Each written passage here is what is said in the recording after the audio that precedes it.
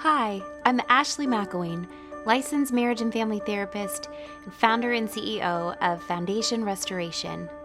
Welcome to Foundation Restoration's Real Talk podcast, where you'll find real people discussing real issues while offering real help at the intersection of clinical expertise and a biblical perspective.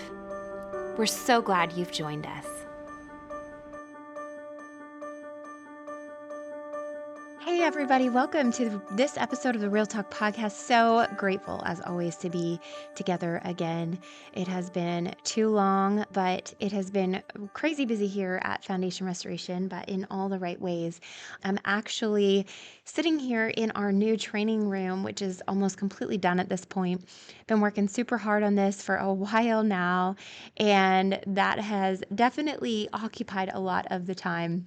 And so things have been very crazy, busy as we, have been putting together tables and chairs and furniture. But it's just been such a blessing to see this room all come together and start to take shape. And it's almost done and super duper grateful. We had so many amazing donors who either just outright donated financially to help us get the furniture that we needed. We had many donors who donated specific items that we had on our wish list that we needed for this room. And so just super duper grateful for this room. My dad helped me put up all of this acoustic wood paneling that I wanted to put up, and I knew that it was a little above my ability. I've put a lot together, done a lot together, but I really needed my dad's expertise. So he offered labor of love, helping me with that and some other things in this room. And so just been really grateful to see this all come together and getting really excited as we're ready to unleash the programming that will happen in here. So thank you to everybody who has invested in some way into us getting this room done and completed.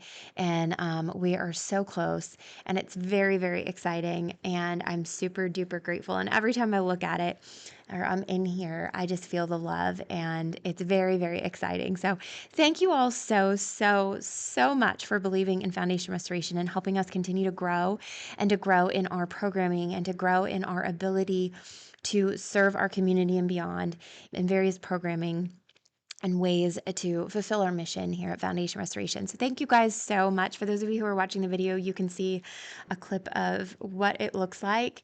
And it's very, very exciting and beautiful. And I'm very proud of it and very, very grateful for every person who has made some investment into us getting this project together. And I can't wait for those of you who can. I'd love to show you. And hopefully we'll have an event soon in here. I think it'd be really great to have an open house for people to be able to come in and see this, because the pictures and the videos that I've posted on our YouTube and in our newsletter, it does not do it justice. You really do have to come in here and experience it yourself. But just full of gratitude. I'm really excited to be recording a podcast episode in here. And I think I'll be doing this more often because it's such a great space. But anyway, that's what's been going on. Really been busy doing that, and watching this come together has been very exciting as we wrap up the year. Other things that are going on, we're in our year-end fundraising. And for those of you who don't know, we're repeating what we did last year, and that is a 3-prong year-end fundraiser. First, there's just the outright donations. We are trying to raise $40,000. We try to raise just what we need. To be honest, we have hit a lot of snafus sometimes with fundraising and getting the help we need, because people say, oh, that's all you have to raise, which is funny to me. But we try to raise just really what we need. And so I just want to put out there that our need is $40,000. If we can raise above and beyond that, it would be unbelievable. We've almost depleted our scholarship fund, which is where we give people professional therapy. We give them a scholarship so that they can do professional therapy, and at a very, very, very minimal nominal fee to them. And we've burned almost through that because we've had a record-breaking amount of scholarship requests in this past year, 2024. So we want to get that replenished, in addition to being able to finish out this programming, or the room and the projects and the programming that will come in this room. So we're trying to raise $40,000. So you can just outright donate, foundationrestoration.org. We're doing our silent auction again, which we've got a lot of great items. You can donate items to our silent auction. We just need them by, I think it's December maybe 14th. The auction goes live December 16th. So we need to have time to actually get those in hand, get pictures of them, and get the descriptions listed and posted. But you can either donate items to the silent auction and or actually bid in our silent auction. We got some incredible items that we're really excited about. And then the third piece is for those of you who are local to come to our Second Chance Prom. Our second annual Second Chance Prom, our theme is a starry night. It's a super duper fun night. I know prom kind of has mixed feelings associated with it, but it's basically a big old adult party where we've got a DJ, we've got a photo booth, we've got one of those 360 video booths. We're really excited about that. The photo booth, you can take tons of pictures. We also will have a print if you want a print option to take a photo home with you. We will have the silent auction will run through that. We'll have the food last year was a giant charcuterie board that people raved about. We're bringing that back. We have a great DJ, and it's a chance to get dolled up as much as you want. You can get dappered out as much as you want. Grab your friends. We've got multiple ticketing options, and the more people who come, the bigger the discount. But we'd love to have you there. It is a blast. We had so much fun last year, and that was just our first year, and each year is going to get bigger and better. So we want to invite you to that. If you go to foundationrestoration.org, there's a pop-up that comes up, or you can go to our event page, and there's a link there where you can donate through that. You can bid in the silent auction when it goes live, and you can also buy your tickets there. Also, if you would like to be a sponsor to the event, so if you have a business or maybe you have a family a fund or trust that you have that you need to donate out of or want to donate out of. We have two different sponsorship tiers. There's a $500 and a $1,000 sponsorship. And so you can see some of the benefits of that outlined, or you can message us, but you can do that through that same link as well. But that helps us to be able to, whatever we raise at the event in our silent auction, that all goes actually to the ministry versus trying to recover the cost of the Second Chance Prom. So we would love to have you guys participate in whatever way that you would desire. But at the end of the day, we're trying to be a blessing. We're trying to help save lives, marriages, and families. And so any way that you like to participate, we are grateful. Again, whether that's just outright donating or being a matching donor. Donating silent auction items, participating in our silent auction, coming to the Second Chance Prom, or sponsoring the Second Chance Prom. Any, all, whatever, we'll take it. It helps us be able to do what we do at Foundation Restoration, which is help save lives, marriages, and families. So there's the spiel, there's the pitch, there's all the things that have been going on. Now let's dive into today's topic. So we live in a world that is full of filters, facades, and fabrications. From social media to AI, there's so much around us that's just not real, let alone authentic. And in the world of mental health, which is the world that I'm coming from, we're seeing the desperation for authenticity in this world. And we're also seeing the damage from the lack thereof.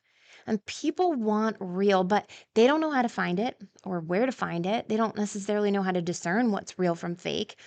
And many people struggle even knowing how to be authentic and real themselves. And so today we're going to dive into how to live an authentic life. So I'm so glad that you've tuned in. And I hope that, as always, you find this a benefit. Authenticity, it isn't a new concept. And the struggle with facades and fakeness, that's not new either. In this day and age, we're facing social media, which is just really everyone's highlight reel.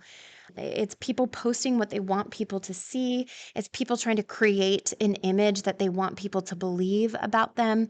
And obviously, when we see social media, it really is the highlight reel of people's lives. And with it comes the filters, masking even what we really look like. And then we've got AI, which is just a complete fabrication designed to create something that looks real, but in fact is just computer generated creation. And we're seeing a lot of devastation, honestly, even with AI in its relatively new appearance in the scene. But again, this isn't new. The concept of fake, phony filters, facade, that's not a new concept. And so we're going to dive into some of the roots of our desire to fake it till you make it, so to speak. And so from filters to facades, fabrications, and Pharisees. Bet you didn't see that one coming. Honestly, this whole concept goes back to Bible times. And we see even in the garden that Adam and Eve had a real, authentic relationship with God. And that was God's perfect design and desire for us. No need to hide or pretend or filter ourselves with each other or with God. It was real, it was authentic.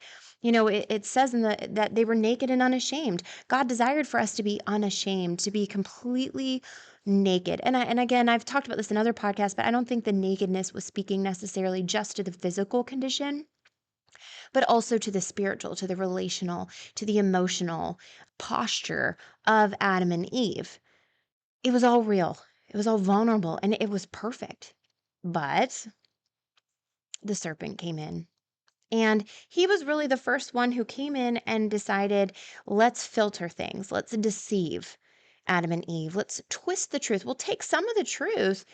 And that was the thing. Adam and Eve, they were like, this actually does kind of sound familiar, but it was twisted. It was the truth taken out of context. And ultimately, the serpent disrupted the intimacy that they had with God.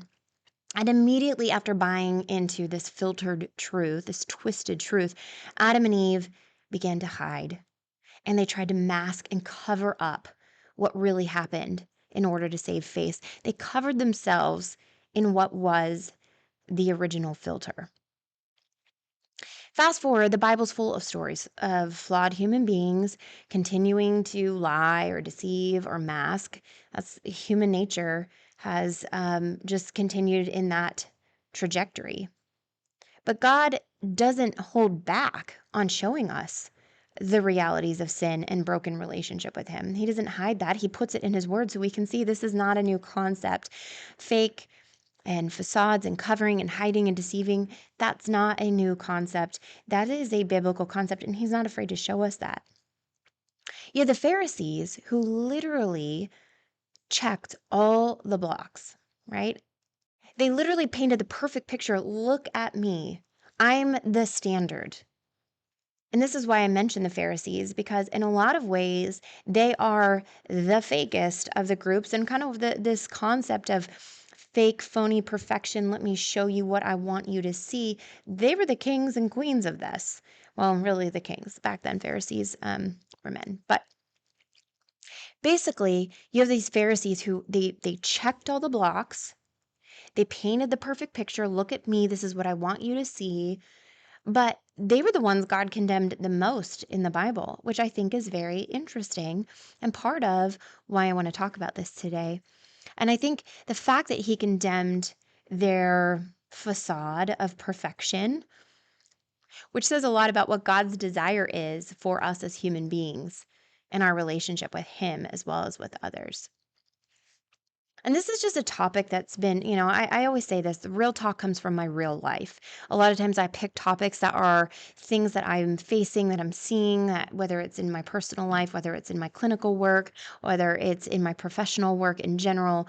I pick topics that I think are relevant to the things that I'm experiencing or seeing or witnessing around me, which is why I've chosen this, because I've seen so much of this fake, phony facade, and really honestly seeing it a lot within the Christian community, that has really sparked and inspired me to talk on this topic of being authentic and being real, and why that's so important and why that's really God's desire for us.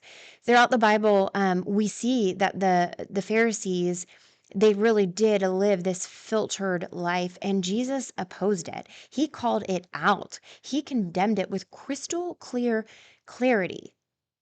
And this is what I want to point out, for especially for the Christians who kind of want to check the blocks or present themselves as having it all together and having it all figured out, and I'm the gold standard, and so follow me. When Jesus is saying, no, no, no, no, don't follow them, follow me. Our guide, our standard of excellence is Jesus. He is our example. We are followers of Jesus, not followers of the Pharisees or the Pharisaical spirit, that self-righteousness. That's not what we're called to follow. We're not following the ideals or the traditions or the rules. We're following Jesus, and we're following after His heart for people.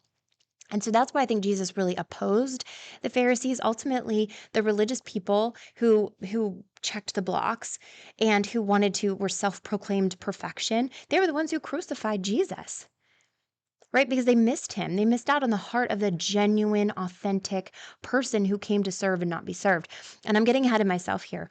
But I think this is why, again, Jesus opposed it. He called it out. He condemned it with crystal clear clarity. And we see this Matthew 23:27-28 says, "Woe to you, teachers of the law and Pharisees, you hypocrites! You are like whitewashed tombs, which look beautiful on the outside, but on the inside are full of the bones of the dead and everything unclean. In the same way, on the outside, you appear to people as righteous, but on the inside, you are full of hypocrisy and wickedness." Not watered down. I would say that is not watered down, pretty crystal clear. But if that didn't convince you, Matthew 3:7-10 has John the Baptist refusing to baptize the Pharisees and the Sadducees, saying, "You brood of vipers. Who warned you to flee from the coming wrath? Produce fruit in keeping with repentance, and do not think you can say to yourselves that we have Abraham as our father. I tell you that out of these stones, God can raise up children from Abraham. The axe is already at the root of the tree, and every tree that does not produce good fruit will be cut down and thrown into the fire." You look then on, if you're still not convinced, Matthew 6:1-8. Be careful not to practice your righteousness in front of others to be seen by them. If you do, you'll have no reward from your Father in heaven. So when you give to the needy, do not announce it with trumpets or social media posts necessarily. Again, it's okay to share, the things that we're doing and the impact we have, but we have to be careful with the motivation behind it. So don't announce it with trumpets, as the hypocrites do in the synagogue and on the streets, to be honored by others. That's why they posted it. That's why they blew their trumpets. That's why they announced it, right? They wanted to be honored by others. Truly, I tell you, they've received their reward in full. But when you give to the needy, do not let your left hand know what your right hand is doing, so that your giving may be in secret. Then your Father who sees what is done in secret will reward you.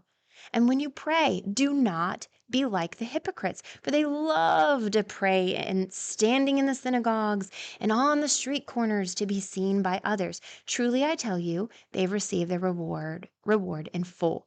So it's pretty clear to me, and I would hope to you, that God does not like fake, phony, filtered, and fabricated. Do you know why? Because it points to self-righteousness and pride, which are in opposition, direct opposition to dependence on Him, being sanctified by Him and Him alone. Titus 3:5 says, He saved us, not because of righteous things we had done, but because of His mercy. Ephesians 2:8-9 says, "For it is by grace you have been saved, through faith, and this is not from yourselves. It is the gift of God, not by works, so that no one can boast." God wants us to be in right relationship with Him and to be in unity with the body of Christ, but He wants us to be real, which is why He also gives us the free will to make our choices and to be authentically His and authentically who He created us to be. God does not want the person who stands at the corner blowing the trumpets, tooting their own horn. "Look how great I am. I'm amazing. Look at what I did. I'm just the best." They may be beautiful on the outside, but what's on the inside? God cares about our heart. He cares about what's on the inside. He cares about what compels us, what propels us, why we do it, our motivation. Is it for us or for Him? Is it for us or for others? God is after our heart. So we're going to talk about what are the keys to authenticity. We know kind of the fake and phony, that God opposes it. Let's talk about the keys to authenticity. Well, the first key, and you will hear this over and over and over because I think it is the key to life by and large, and that is humility. Often I talk about this. It is what I believe to be one of the most important traits to develop as a human being. Humility. It is the exact opposite of pride. Pride is the enemy of our souls. It's the enemy of our relationships, our growth, our healing, our authenticity, which is what we're talking about today. Pride was the sin of Satan because he desired to be greater than God. He desired to be worshipped. First Timothy 3:6 mentions this. He may become conceited and fall under the same judgment as the devil. When Jesus was tempted in the wilderness, Satan tries to get Jesus to worship him, right? It's always about him. It's always for his glory. Satan was all about the optics. He was all about the self-glorification, the manipulation, the deceit, and the image. He was all about self-righteousness, fake, shallow, insincere, candy-coated torture, candy-coated sin, candy-coated decay. And he's always trying to get us to fall into that same trap, to elevate ourselves above all else, to self-worship in a way that destroys our soul, our relationships, and our witness. God desires us to be humble and full of humility. In James 4:6, it says that God opposes the proud, but shows favor to the humble. Proverbs 15:25 says he tears down the house of the proud. Psalm 128:6, he cares for the humble, but he keeps his distance from the proud. Matthew 5:3, blessed are the poor in spirit, or those who are devoid of spiritual arrogance, those who regard themselves as insignificant. Theirs is the kingdom of heaven. Matthew 20:16, so the last will be first, the first will be last. Matthew 20:28, Jesus didn't come to be served, but to serve. Jesus arrived as a baby in a manger. He rode into Jerusalem to be sacrificed for all humanity on a donkey. Clearly, humility was the MO of Jesus. It was how he operated, and he desires for it to be the same for us. He desires for us to have that same mode of operation, humility. Philippians 2:3-4 says it perfectly. Do nothing out of selfish ambition or empty pride. Empty pride. But in humility, consider others more important than yourselves. Each of you should look not only to your own interests, but also to the interests of others. God wants us thinking of him and others. He wants us so focused on living out his word and our faith with love that we don't have time to be consumed with staging our image like the Pharisees and the Sadducees did so long ago. And yet we often find ourselves drawn back into that. But he says, be so focused on me and on others and living out your faith with love that you don't have time to be consumed with your image. Jesus didn't come as some pompous, arrogant, attention-hungry, controlling tyrant king. Look at me, look at me, look at me. No, he came lowly, humble, and as a servant, sacrificing himself out of love to offer grace and mercy and forgiveness and salvation to all. What a humbling thought that motivates me to action, which brings me to the second key of authenticity, and that is action. Authenticity requires action. It's not just saying who we are, but showing who we are, demonstrating who we are at our core in the ways that we speak and act consistently. It's not for show, like the Pharisees who did everything to be seen and to be admired and to be glorified. It's not the pretty pictures or the fake smiles. It's not only being kind and friendly to those who will benefit you in some way. It's not doing things that will glorify yourself, but rather we want to glorify God. It's not about performing when the proverbial lights come on and putting on a show for a specific audience, wanting them to believe a certain story or a certain narrative about who you are, when in fact it's not who you really are at all. Authenticity compels action, and authenticity that compels action yields fruit. James 2:26 says, faith without works is dead. Dead. Something that's dead can do nothing. So faith without works, faith without action, if we don't put legs to what we say, it's nothing. It's dead. We must match our words with our actions, which requires that it be genuine and from the heart, or it'll fizzle out. Because anyone can say, I love you, but do the actions match it? Anyone can say they are a Christian, but do they live it? not just at times or when it's convenient or when the lights are on or when they have an audience or when it's going to benefit them or when they'll be glorified. No, not then, but consistently and with all people, regardless of their status, regardless of if there's any benefit, so to speak, and at all times, consistently, when people are looking, when people aren't looking, when you're getting attention and when you're not getting attention. Are you consistently this person? Do your words and actions consistently align? Do they produce fruit? Matthew 7 says, "By their fruit you will recognize them." Do people pick grapes from thorn bushes or figs from thistles? Likewise, every good tree bears good fruit, but a bad tree bears bad fruit. A good tree cannot bear bad fruit, and a bad tree cannot bear good fruit. Every tree that does not bear good fruit is cut down and thrown in the fire. Thus, by their fruit you will recognize them. We are called, especially for those who are believers of the household of faith, we are called, if they're professing to be followers of Christ, their fruit will show the truth. You can't fake fruit. It's there or it isn't. And fruit isn't just checking the blocks, right? Like the Pharisees did. They would say, "Look, I'm a righteous person. See the fruits here," but the fruit really wasn't there. The Pharisees just wanted to be seen, honored, and praised for the appearance of good fruit.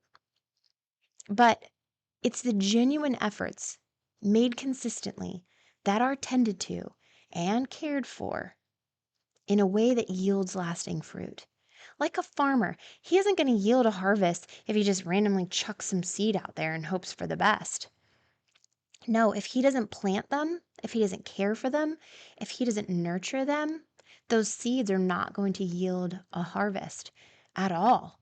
The fruit comes from the posture of the heart, being compelled to action through love, because whatever we do should be done in love. And that's what makes it so authentic and impactful. Love matters. And love leads me into the third key to the authentic life: to know and be known. Authenticity requires a vulnerability and a willingness to know and be known by others. Being known by those we love and knowing those we love breeds authenticity because it establishes a why. It creates accountability to be who we say we are and who God has called us to be. And it also demands we take responsibility for who we say we are, what we commit to, our actions. And a passage that I always come back to in the Bible that truthfully it scares me. It scares me straight. So when I feel like I want to wonder, or maybe I get a little lazy or lax a days ago in just my living, I always come back to Matthew 7:21 through 23. "Not everyone who says to me, 'Lord, Lord,' will enter the kingdom of heaven, but only the one who does the will of my Father who is in heaven. Many will say to me on that day, 'Lord, Lord, did we not prophesy in your name, and in your name drive out demons, and in your name perform many miracles?' Then I will tell them plainly, 'I never knew you. Away from me, you evildoers.'" Man, every time I read that passage or hear that passage, it compels me to be authentic in the things that I do, authentic in my relationship with the Lord, authentic in my relationships with others, authentic in the things that I do.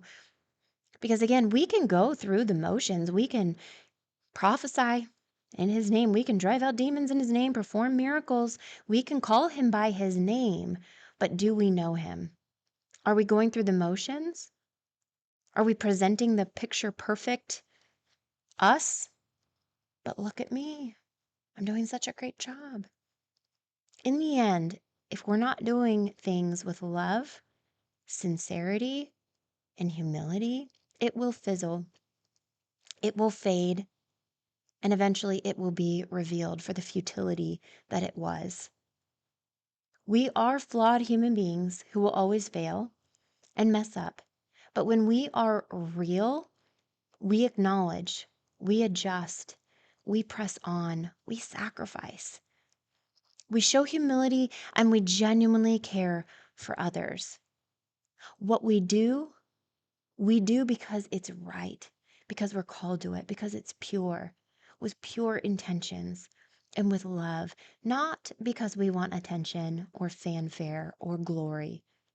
We don't need to parade ourselves around or babble on about how great we are and what all we've done, if indeed it's true. Our actions, character, the way we live our lives consistently, day in and day out, in all circumstances, around all people, in all situations, it will be evident in and of itself. You won't have to rattle off a resume if indeed your life's work is authenticity. Matthew 5:14-16 says, "You are the light of the world. A city on a hill cannot be hidden. Neither do people light a lamp and put it under a basket. Instead, they set it on a stand, and it gives light to everyone in the house. In the same way, let your light shine before men, that they may see your good deeds and glorify your Father in heaven." Filters, facades, fabrications, Pharisees, they all fall flat because they're insincere and they won't last. Every show must end. So I'd challenge you, don't put on a show, but instead choose to be authentic. Go beyond the self-righteous checklist or the self-serving edifications. Dig deep and choose humility. It's okay to not have it all figured out or perfectly curated. That's life. Life is not perfect, it's messy. I always say that. Life is messy. But God desires our hearts, our love, our devotion, not some prideful parade of self-promotion. We must choose humility and pursue fruitfulness through consistent action, propelled by love and yielding, knowing fully and being fully known. So let's go out today with the powerful pursuit of the authentic life and make a difference. Well, friends, this concludes this episode of the Real Talk Podcast. Thank you so much for joining us. We're so glad you did. Remember, you were handcrafted by God, are dearly loved, and greatly needed in this world. We look forward to seeing you back here next time. Thank you for joining us for another episode of Real Talk. To stay connected, follow Foundation Restoration on Instagram and Facebook at FND Restoration, or visit us at www.foundationrestoration.org for more information. If you've enjoyed this podcast, please make sure to follow or subscribe and to leave us a 5-star review so more people can find our show. Foundation Restoration is a 501c3 nonprofit ministry that believes marriage is the heartbeat of society and exists to equip, strengthen, and restore marriages through clinical expertise and a biblical perspective. Please consider supporting our ministry with a tax-deductible donation at www.foundationrestoration.org. Your gift makes programs like this possible. Thank you for your generosity and partnership.